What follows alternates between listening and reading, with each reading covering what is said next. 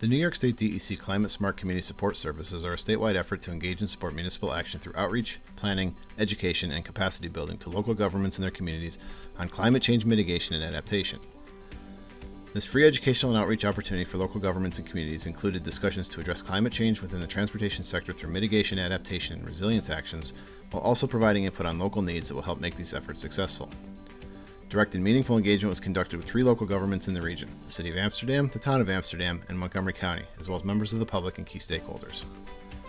The Amsterdam region was selected for this outreach effort because it contains many disadvantaged neighborhoods, and there's a significant amount of development and redevelopment occurring in the region. There is both a known interest in and a need for expansion of transportation options for modes other than single-occupant automobiles, and there is also connectivity between the City of Amsterdam and the adjacent municipalities. In addition, there is no metropolitan planning organization serving the region. Outreach and engagement included a 4-month online survey effort amongst 3 different focus groups: government agency department heads, stakeholders in the region, and the general public and employees and businesses, with questions geared towards sustainable transportation modes. 3 separate but very similar surveys were developed, each with essentially the same questions but modified slightly to focus on each audience. A total of 89 responses were received. Survey questions and some results can be found in the appendix of the document, which you can access using the QR code or the web link at the end of this recording. Our outreach effort also included email requests to over 35 stakeholders, discussions with staff from the City of Amsterdam, Town of Amsterdam, and Montgomery County, as well as several stakeholders. Outreach included attendance at Oktoberfest in the south end of the City of Amsterdam in the fall of 2022, and door-to-door delivery of projects and survey information to stakeholders across the area. So what did we find out? Well, we found that carbon reduction efforts are already underway in the Amsterdam area. Several EV charging stations were installed in Veterans Park on Locust Ave and in the downtown Amsterdam area. Bus service that was desperately needed in the region was provided by CDTA in late 2022. Sidewalks have been installed as new commercial development has been constructed in the town of Amsterdam along New York State Route 30. And the City of Amsterdam is reimagining the design of its road system to be more focused on complete streets, mobility of all modes. Recently, this was done through the installation of a roundabout with the road geometry changes planned, and the city released an RFP in February of 2023 to look at preparing a community-based complete streets plan to improve safety and mobility for all users. Recently started CDTA bus service is filling a major sustainable transportation need that was identified by this listening session before the CDTA announcement was made public in late 2022. The CDTA service is providing benefits to the environment, residents, students, and employees and employers, and is slated to expand into micromobility service within the next year or 2. One priority expansion area need is to the distribution center area that currently employs thousands of people in the town of Florida. The identified priority was related to the pedestrian network. The City of Amsterdam has sidewalks in most areas, though as is the case with any city, the condition can vary. But sidewalk replacement and extension, such as in the town of Amsterdam as new commercial development is constructed, is vital to ensuring that the greenest of transportation modes, which is walking, is an option to access shopping and jobs. We learned that some employees are actually walking to the distribution centers located along New York State Route 5S in the town of Florida. This is a corridor that needs infrastructure for pedestrians, as the shoulder of Route 5S is along a 55-mile-per-hour state route that is not suitable for pedestrians to walk, particularly early and late shift workers who have to walk in the dark. The pedestrian network in priority is the bicycle network. Beyond the Empire State Trail, there are few, if any, dedicated bicycle facilities in the region. Conversations indicate that there are a number of cyclists that ride from the city to shopping and jobs in the town of Amsterdam.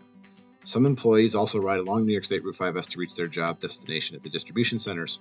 While the ride is manageable with wide shoulders along New York State Route 5S, it's not ideal given the vehicle speeds, volumes, and the number of trucks running to the New York State Thruway exit. In addition, any employers who work an early or late shift would have to do so in the dark, and this is not an ideal situation for those workers. Electric vehicles did not solicit much interest from stakeholders or the public despite the increase in types of vehicles on the market coming out in the near future and the more varied cost of electric vehicles coming to the market. There was little to no immediate interest in converting a personal gasoline-powered vehicle to an electric vehicle, and the primary issue noted was cost. However, range anxiety and the ability to charge vehicles both at home and while out in the region was also noted as a concern. For government agencies, there was also very limited interest in considering replacing smaller gasoline-powered vehicles with electric vehicles. For operations within some departments that would not be driving most of the day or where there are needs for only limited distances, EVs were noted as being a future possibility, particularly if the cost comes down. We should note that the cost of all vehicles during this outreach effort was exceptionally high due to the inflationary prices of the COVID years, and prices were only beginning to show signs of decreasing toward the end of this effort. Additionally, discussions of fleet conversions did not garner interest in individuals reached for this effort. Fleet vehicles, large and small, are replaced every few years, and between the added cost of EVs and the preference for gasoline engines because it's a known technology, converting fleets was not a priority. Discussions related to land use also did not garner significant interest. However, the City of Amsterdam is undergoing revitalization efforts to bring about new and reinvigorated buildings and blocks.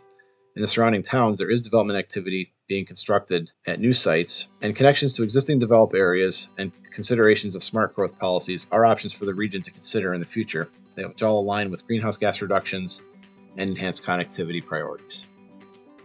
Based on listening session outreach efforts in the Greater Amsterdam region, some New York State Climate Action Council draft scoping plan strategies are likely more feasible candidates for sustainable low-carbon project implementation than others. Direct coordination and outreach with local governments, stakeholders, and the general public is definitely a priority and a need moving forward in the future. While the focus of the listening sessions is on sustainable transportation and greenhouse gas reduction from the transportation sector, this outreach effort found that among those engaged, greenhouse gas emission reductions and low-carbon transportation was really not their top concern. Rather, the ability to have options for travel within and beyond the region to facilitate access to jobs and shopping, along with economic development, was the primary focus. Cleaner, sustainable transportation modes are desired and would generally be supported in the region by all sectors, the public government agencies and the private sector, but it was not identified as a high priority for decision-making at this time. The document created as a result of the listening sessions includes notable takeaways, identified obstacles and barriers to project implementation, and discussions of potential projects and policy shifts. There's much more you can read about in the document, from potential funding sources to free resources on best practices to help advance low-carbon initiatives. There's an executive summary that provides an overview of the effort, as well as more detailed discussions diving deeper into the findings of the listening session outreach effort. You can find a copy of the document at the link below or scan the QR code on your screen with a mobile device. Thank you for your interest in the climate and transportation listening sessions for the Greater Amsterdam area.